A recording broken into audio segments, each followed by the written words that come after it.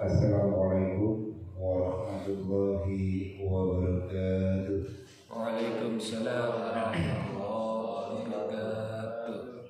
Alhamdulillahirabbil alamin. Mari kita sama-sama bersyukur kepada Allah Subhanahu wa taala bahwa dengan segala kekuasaannya dan kehendaknya kita alhamdulillah masih diberikan kenikmatan, yaitu nikmat Islam dan nikmat sehat walafiat, sehingga kita bisa sama-sama untuk melaksanakan sholat subuh berjamaah di mushola Cikro, dan saya sendiri bisa untuk membacakan ayat suci Al-Quran, yaitu surat Al-Baqarah surat ayat 200 sampai 202, dan nanti diteruskan dengan hadis.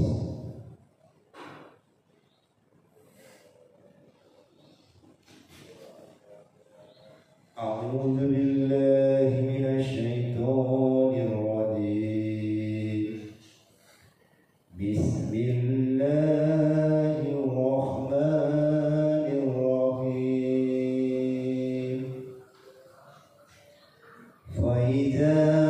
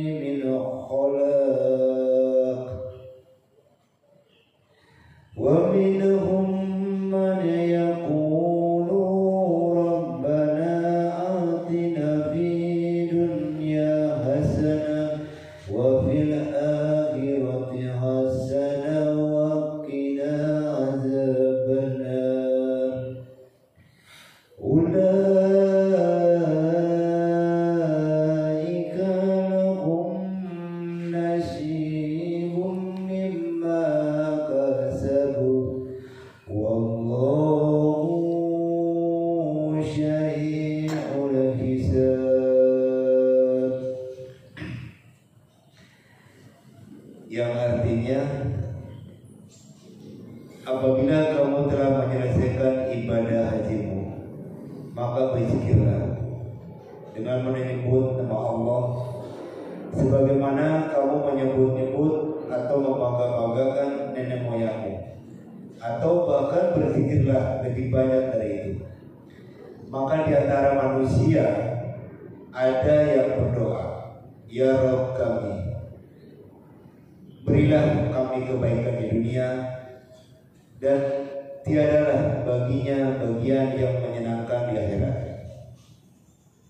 Dan di antara mereka ada yang berdoa, ya Rabb kami, berilah kami kebaikan di dunia dan kebaikan di akhirat, dan peliharalah kami dari siksa api neraka. Mereka itulah orang-orang yang mendapat bagian dari apa yang mereka usahakan, dan Allah sangat cepat memperhitungkannya. Dengan penjelasan, yaitu Allah memerintahkan hamba-hambanya agar menyuruh banyak berzikir kepadanya sesuai menyelesaikan amalan manasik haji, dan firman-Nya yaitu kajitu kumma'ba'akum, sebagaimana kamu menyebut membangga-banggakan nenek moyangnya. Para ulama masih berbeda pendapat mengenai makna firman Allah tersebut. Ibnu Juraij meriwayatkan dari Azza, dia menuturkan, yaitu seperti ucapan seorang anak, bapak ibu, artinya sebagaimana seorang anak senantiasa mengingat ayah dan ibunya. Demikian juga dengan Anda sekalian, berzikirlah kepada Allah setelah selesai melaksanakan manasik haji. Hal yang sama juga dikemukakan oleh Ad-Dahhak dan Rabi bin Anas. Hal senada juga diriwayatkan Ibnu Jarir dari Ibnu Abbas. Sa'id bin Zubair meriwayatkan dari Ibnu Abbas, dahulu ketika masyarakat jahiliyah berwukuf di musim haji, salah seorang di antara mereka mengatakan, ayahku suka memberi makan, menanggung beban, dan menanggung biar orang lain. Mereka tidak menyebut-nyebut kecuali apa yang pernah dikerjakan bapak-bapak mereka. Kemudian Allah Subhanahu wa taala menurunkan kepada Rasulullah sallallahu alaihi wasallam, maka berzikirlah, menyebutlah Allah sebagaimana kamu menyebut-nyebut atau membangga-banggakan nenek moyangmu, atau bahkan berzikirlah lebih banyak dari itu. Wallahu a'lam. Maksud dari firman ini adalah perintah untuk memperbanyak zikir kepada Allah, dan dalam ayat itu juga dimaksudkan untuk menegaskan keserupaan dalam perintah seperti hanya firman Allah, yang artinya yaitu hati kamu itu menjadi keras seperti batu atau bahkan lebih keras lagi. Surat Al-Baqarah ayat 74. Yang artinya maka jadilah ia dekat kepada Nabi Muhammad dan sallallahu alaihi wasallam dua ujung busur panah atau bahkan lebih dekat lagi. Dengan demikian, kata atau di sini bukan menunjukkan keraguan, tetapi untuk menegaskan suatu berita atau keadaan berita itu lebih daripada itu. Allah membimbing para hambanya untuk berdoa kepadanya setelah banyak berzikir kepadanya, karena saat itu merupakan waktu terkabulnya doa. Pada sisi lain, dia mencela orang-orang yang tidak mau memohon kepadanya kecuali untuk urusan dunia semata dan memalingkan diri dari urusan akhiratnya. Firman Allah yang mengartikan, maka di antara manusia ada yang berdoa, ya Rabb kami, berilah kami kebaikan di dunia, dan tiada baginya bagian yang menyenangkan di akhirat. Ayat ini mengandung celaan sekaligus pencegahan dari tindakan menyerupai orang yang melakukan hal itu. Diriwayatkan oleh Sa'id bin Zubair dari Ibnu Abbas, ada suatu kaum dari masyarakat Badui atau pedalaman yang datang ke tempat subuh, lalu mereka berdoa, ya Allah, jadikanlah tahun ini sebagai tahun yang banyak turun hujan, tahun kesuburan, dan tahun kelahiran anak yang baik. Dan mereka sama sekali tidak memohon untuk kebaikan akhirat. Maka Allah Subhanahu wa taala menurunkan firman yang artinya, maka di antara manusia ada yang berdoa, ya Rabb kami, berilah kami kebaikan di dunia, dan tiada baginya bagian yang menyenangkan di akhirat. Setelah mereka datang orang-orang beriman dan mereka berucap, ya Rabb, kami berilah kami kebaikan di dunia dan kebaikan di akhirat, serta pelihara kami dari azab api neraka. Lalu Allah menurunkan firman-Nya yang artinya mereka itulah orang-orang yang mendapat bagian apa yang mereka usahakan, dan Allah sangat cepat menghisabnya atau dalam perhitungannya. Oleh karena itu Allah Subhanahu wa taala memuji orang-orang yang memohon kebaikan dunia dan akhirat kepadanya.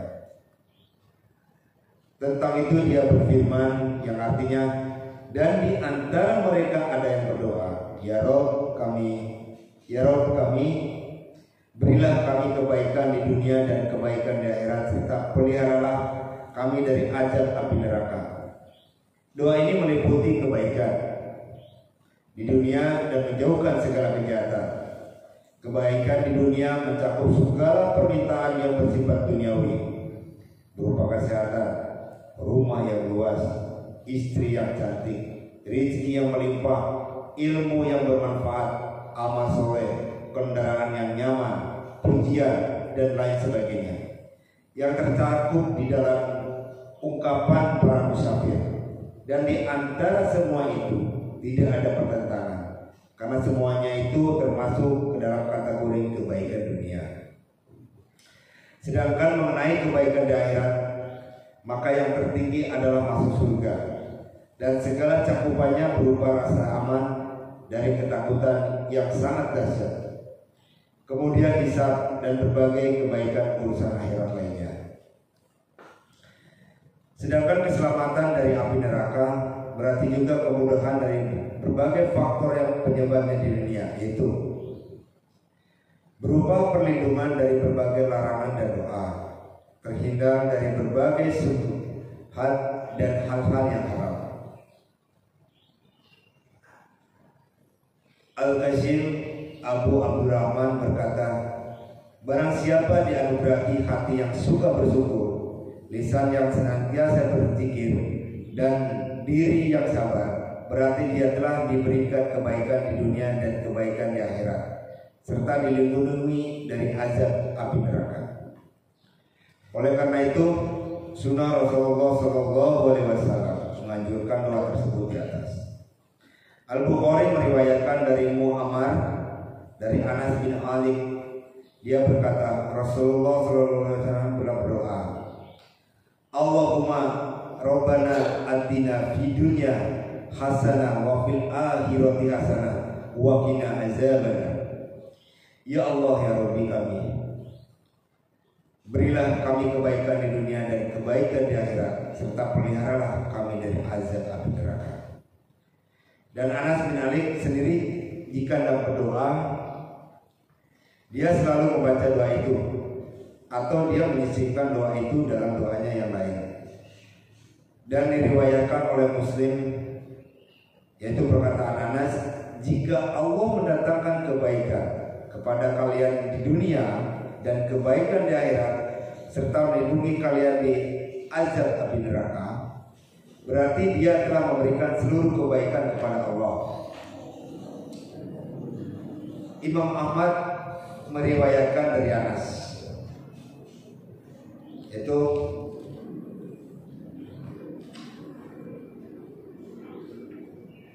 Rasulullah SAW pernah menjenguk seorang muslim yang sudah sangat lemah seperti anak burung.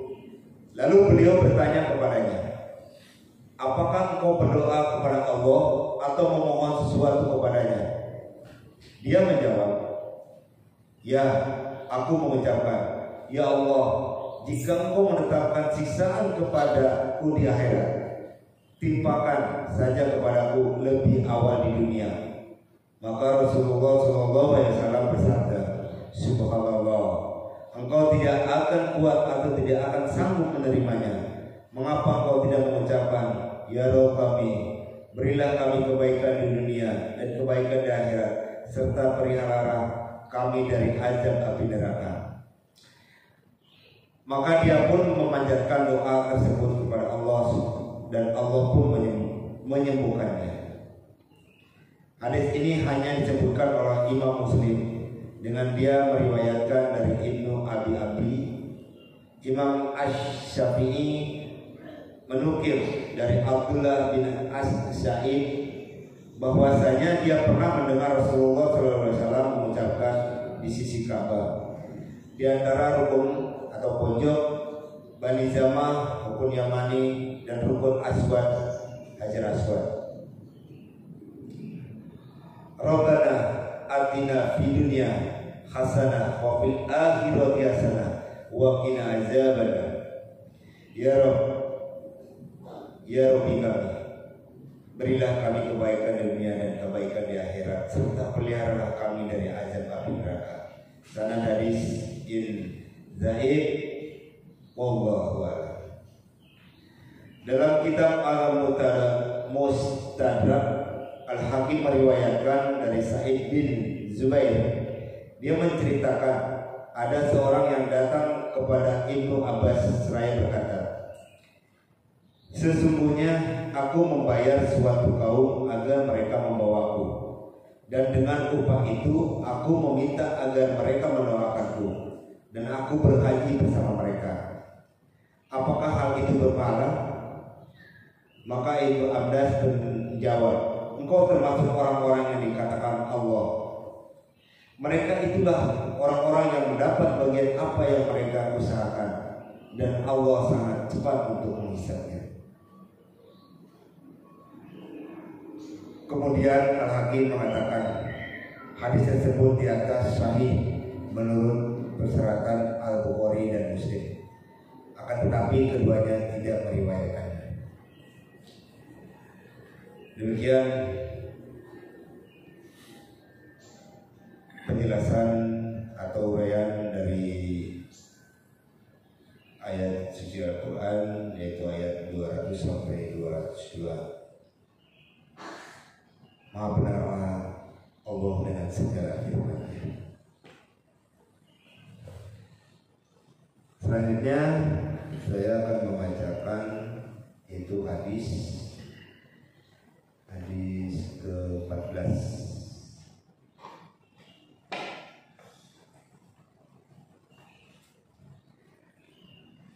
Dari Abu As-Safwan Abdullah bin Bush Al-Aslami berkata, Rasulullah bersabda, sebaik-baiknya manusia ialah orang yang panjang usianya dan baik perbuatannya. Hadis Rasulullah At-Tirmidzi, ia berkata hadis ini hasan.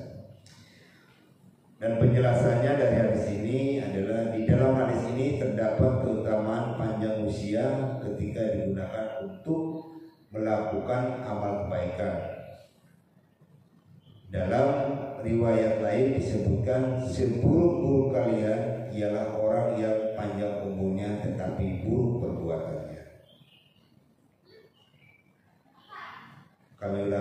Saya ulangi dari Abu Safwan Abdullah bin Bushair al-Aslami berkata, Rasulullah bersabda, sebaik-baik manusia ialah orang yang panjang usianya dan baik perbuatannya. Hadis Rasulullah At-Tirmidzi, ia berkata hadis ini hasan.